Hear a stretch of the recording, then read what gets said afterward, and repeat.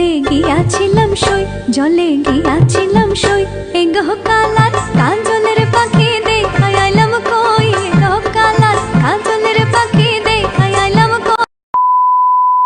আসসালামু আলাইকুম এভরিওয়ান, আশা করি সবাই ভালো আছেন। আমিও অনেক ভালো আছি। ঈদের 4th ডের কোনো ব্লগ আসবে না, কিন্তু কুমিল্লার একটা আমন্ত্রণের ব্লগ আসবে। সো ঈদের 4 দিনের দিন হচ্ছে আমরা যাচ্ছি কুমিল্লা। আর সকাল 7টার দিকে হচ্ছে আমরা রেডি হয়ে অনেকক্ষণ বসে বসে টিভি দেখেছি, কারণ আমাদের বের হওয়ার কথা ছিল 7টায়, বাট বের হয়েছি 8:30টার দিকে। অ্যান্ড এনিওয়েজ তারপর গিয়ে পৌঁছালাম যেখানে গাড়ি থামবে ওইখানেই। আর কুমিল্লায় হচ্ছে আমরা পুরো নানুর বাসায় সবাই যাচ্ছি, কারণ আমার খালাতো ভাইয়ের শ্বশুর বাড়িতে যাব। ওর শ্বশুর বাড়িতে আমাদের সবাইকে ইনভাইট করেছে। সো আমরা 2 হাইস ভর্তি করে হচ্ছে যাচ্ছি, আর ভাইয়ারা দীপুরা আমাদের পার্সোনাল কারটাই নিয়ে যাচ্ছে। আর এদিকে আমরা বের হতে হতে প্রায় 9টা, আর 9টার দিকে বের হয়েছি আমরা সবাই। আর যেহেতু ঈদের 4 দিনের দিন আমরা বের হয়ে গিয়েছিলাম, আর মিনাপুর বাসায় যাওয়া হয়নি, তাই মিনাপু আমাদের ভাগের নাস্তা সব হচ্ছে এখানে নিয়ে আসছে। আমরা গাড়িতে বসে বসে মোমোস, সমোসা, প্রন, তারপর হচ্ছে চিকেন বল সহ নিয়ে আসছে। সো এগুলো বসে বসে আমরা খাচ্ছিলাম টিফিন ভর্তি করে করে, সাথে লাচ্ছিও আনছিল। সো এগুলো খাচ্ছিলাম। অ্যান্ড শাহি টুকরা কেমনে মিস দিবে, ডেজার্ট, ঈদ স্পেশাল ডেজার্ট ছিল এটা ওর। অ্যান্ড বড়াপো কিছু নাস্তা, কাবাব অ্যান্ড সমোসা সব কিছু আনছে। দেন হচ্ছে গাড়ি একটু থামলো ওয়াশরুমের জন্য। আর বেশি কিছু খাওয়াই হয়নি ওখানে, কারণ আমরা অনেক খাবার খেয়েছিলাম গাড়িতে। এনিওয়েজ আবার উঠে গিয়েছি। দেন দেখতে দেখতে পৌঁছে গেলাম কুমিল্লা। আর কুমিল্লা এসে সব থেকে বেশি হাসি আসছে এই গাড়িগুলোর উপর। কুমিল্লার লোকাল গাড়িগুলো এত অবস্থা খারাপ যে এখন টোকা মারলে ভেঙে পড়ে যাবে এই অবস্থা। এনিওয়েজ তারপর দেখতে দেখতে পৌঁছে গেলাম আমার কাজিনের শ্বশুর বাড়িতে। সো আমাদেরকে রিসিভ করতে আসছিল, আর এখানে নাকি বেআইনদের মাথায় ছাতা দিয়ে হচ্ছে রিসিভ করেছে, যেটা আমি মিস করে গিয়েছিলাম। এনিওয়েজ তারপর হচ্ছে আমরা বাসায় গেলাম। আর ওই দিনের ওয়েদারের কথা নাই বলি, খুবই বাজে অবস্থা ছিল ওই 2 দিন। আর গিয়ে হচ্ছে আমাদেরকে জুস দেয়, দেন হচ্ছে আইসক্রিম আর প্লেট ভর্তি করে নাস্তা। তখন প্রায় 1:30 বাজে আমরা যখন পৌঁছেছিলাম। সো তাও এতগুলো নাস্তা দিছে, অ্যান্ড খিদাও ছিল, খাওয়া দাওয়াও করছি। দেন হচ্ছে ভাইয়ারাও সবাই নাস্তা করলো।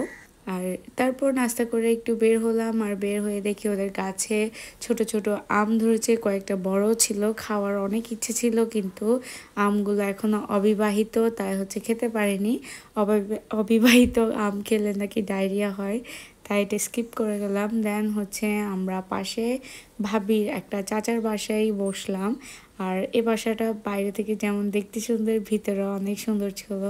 অ্যান্ড বাইরেও হচ্ছে ওরা এভাবে খাবার আয়োজন করেছে। আর বুঝতেই পারছি না যে খাবারগুলো এভাবে সাজিয়ে রেখেছে কেন, পরে একটু পরে বুঝাবো। তারপর সবাই টিউবওয়েল থেকে হচ্ছে হাত ধুয়ে নিলাম। আর এখানে সবার জন্য সিটিং অ্যারেঞ্জমেন্ট করা হয়েছে। এখানে 3টা টেবিল ছিল, একটা জামাইদের, একটা বোনদের, আর একটা বেআইনদের, মানে শাশুড়ি আমার আম্মুদের, খালাদের।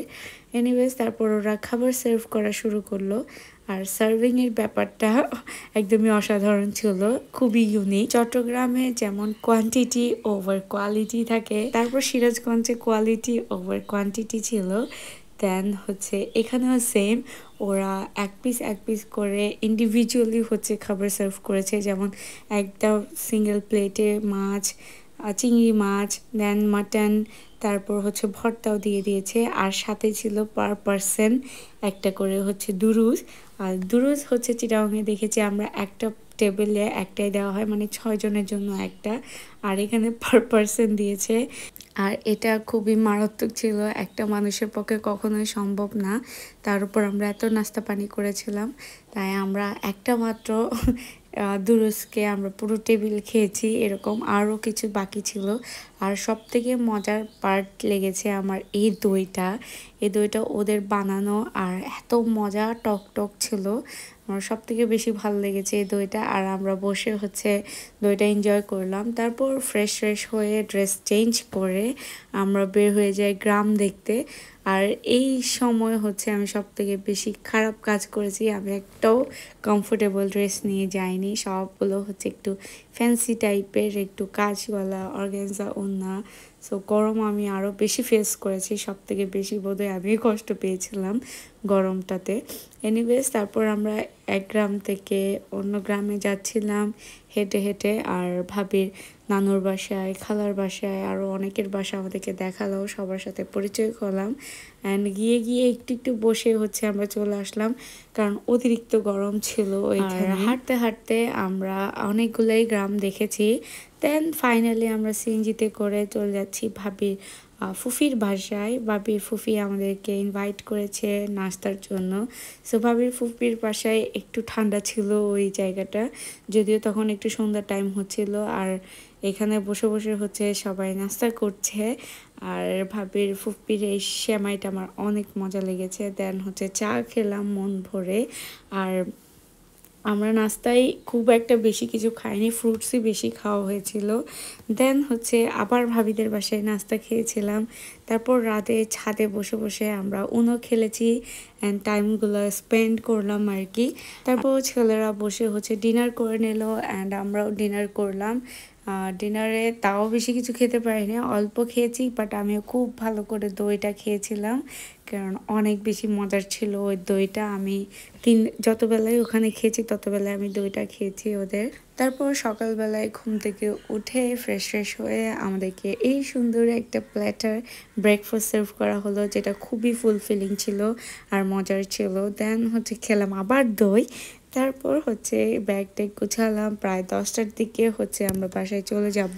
আর সব থেকে মারাত্মক জার্নি ছিল আমাদের এটা, কারণ হচ্ছে ওই দিন ছিল শুক্রবার, ঈদের ছুটির শেষের দিকে। আর মানুষজন তখন বাড়ি থেকে আসা শুরু করছে, গাড়ি একদমই খালি নাই একটাও। আমরা প্রায় টাকা দিয়েও হচ্ছে গাড়ি পাইনি, প্রায় 2.5 ঘন্টার মতো আমরা রাস্তায় বসেছিলাম।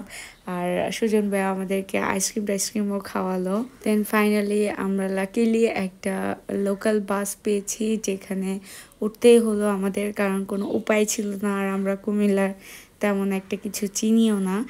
তারপর ছেলেরা নামাজ পড়তে নামলো, জুমার নামাজ। দেন এই ছিল আমার কুমিল্লার ছোট্ট একটি ভ্লগ। এখানে তাজর বড়াপুকে কপি করে ঘুমাচ্ছে। So yeah, that is it for today guys. আল্লাহ হাফেজ।